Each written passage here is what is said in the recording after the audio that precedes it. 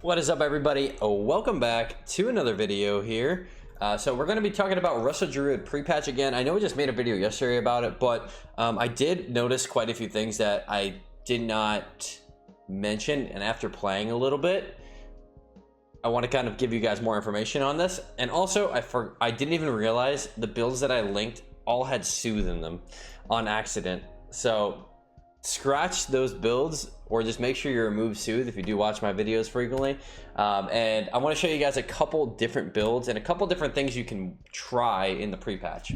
All right, so starting off here, one note I do want to make: with the mastery unnerf in PvP, your mastery is ridiculously high, and you're hitting like potentially you're probably, if you are a full mastery person, you're breaching into the 40% penalty. Put some haste in there. Just my advice. I think you're just throwing away a lot of stats at that point once you're hitting that 40%. 40% of all the stats you're putting on are just going to garbage. So yeah, throw some haste in there. Feels fun.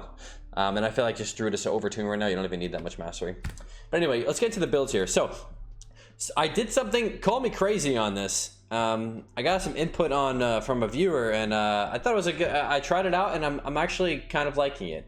So what I actually did. So first off, in this build, this has kind of been my new cookie cutter. Okay, what I did was I now have everything that I want in one build. I have Maim, I have Star Surge, I have Bash, I have Heart of the Wild, I have my damage and my healing. Okay.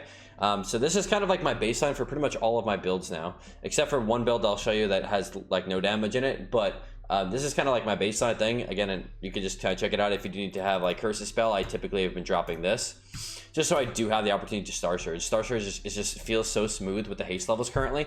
That might change in the next expansion, but yeah, there's what it is there. But I do want to talk about the spec tree, okay? Because I've been trying some different things, and you're gonna call me crazy because look what's missing here.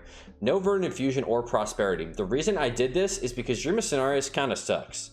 All right, and I was really trying to figure out a way to not take your Mercenaris, but also take Reforestation.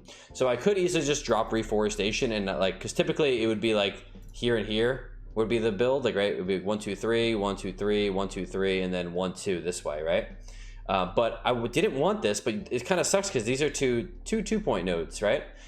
So I opted to actually go take out of it. You can go for Thriving Vegetation. I have seen actually some pretty good results from that, and I'm going to show you another build that takes advantage of that. But I decided to actually try not running it, and I'm kind of liking it. So this is more of like in twos. I think Budding Leaves, it works really well for at least my playstyle, because a lot of times that's all I have up. The damage is not high enough for me to actually feel the need to have these. Call me crazy on this. At least in twos and threes. Shuffle, if you're playing one of the shuffle lobbies with the broken classes, aka Ellie and DK, yes, you're probably going to want to play this. And I'll show you other builds that I've been messing around with for just max healing, because Ellie is like obviously just like, look at this damage on here. Like these are all like 2800 DPS, and like this guy's doubling his damage. So anyway, that's a different topic. But yeah, so what I ended up doing is I dropped these 2 points here. I had to throw 1 point in. I threw it into Regenesis. I was thinking about Verdancy or maybe even Waking Dream, but yeah, I don't know. I didn't really know what to pick as of yet. Maybe even for regrowth is better than just 1 point in Regenesis, but whatever. That's not super important. That point we can kind of flex around. But the concept I want to get across is that try not running these two, because it actually feels fine.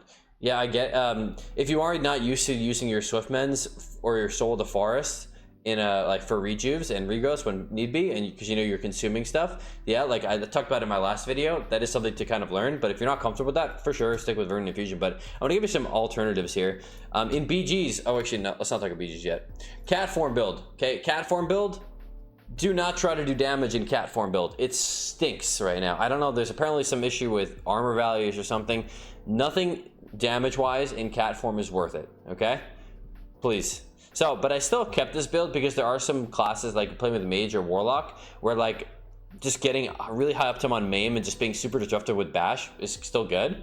But I did opt to actually take Star Surge in this build rather than, I think I took away like Feline Swiftness and maybe something else just to give myself some damage. So my damage is actually coming through the same sources via Star Surge, Moonfire. I'll have Rake on them typically, and I dropped Convoke. Convoke is just not worth it at all. Because I talked about in my last video, 100% not worth it. So just stick with Tree, and Yeah, so in this build, I actually did the same exact thing as well, is I dropped these things because, again, I didn't feel the need. Like, I was going a minute straight without pressing Swiftman. I just didn't need it. Like, Life Plume was enough. And maybe I'd press it once in a minute, you know? Like, and it just didn't feel like I was actually using it. So why was I playing Verdant Infusion or Prosperity if I don't even need it? So that's just what my experience. I mean, if your experience may be different, if you don't play super offensive and you're not generating pressure that way, you might feel the need to have it, but give it a shot.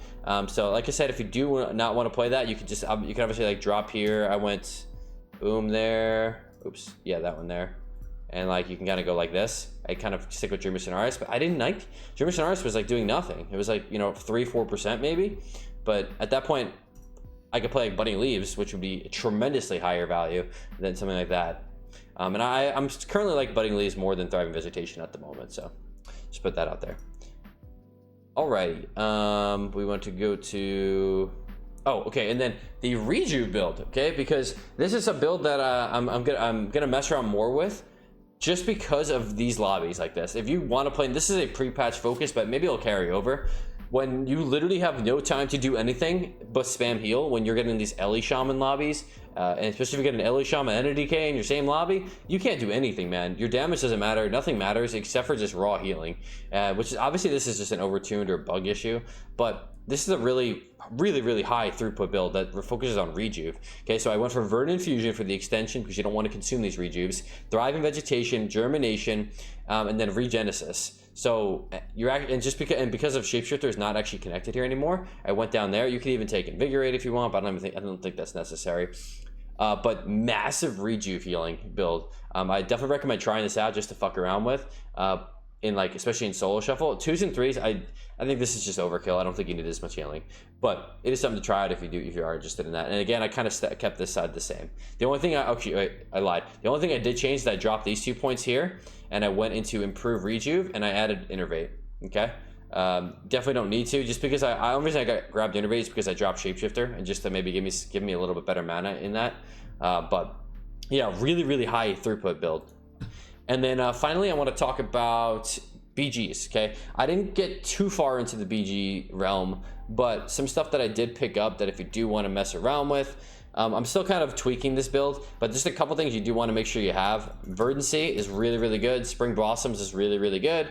The question is, do you need Shapeshifter, right? You could definitely probably get away without having Shapeshifter. I just like the opportunity to do damage, like if I'm in a tree form, even if I'm not in tree form, just being able to contribute to damage. Like sometimes it might be just it's you and a DPS versus a healer, and you're trying to just burn down that healer quick. It's nice to have the option to have decent damage, and I'm playing Maim too, so it gives me some good mana regen on top of that. But you can kind of flex that point too wherever you'd like. And you can even drop, if you want, you could even drop Heart of the Wild or Call the Elder Druid and kind of do something like I was doing on the other side here. So you could actually go this way. Something like VI or Prosperity, whatever you want, and kind of go down this way if you don't need Heart of the Wild, which honestly is probably not a bad idea either.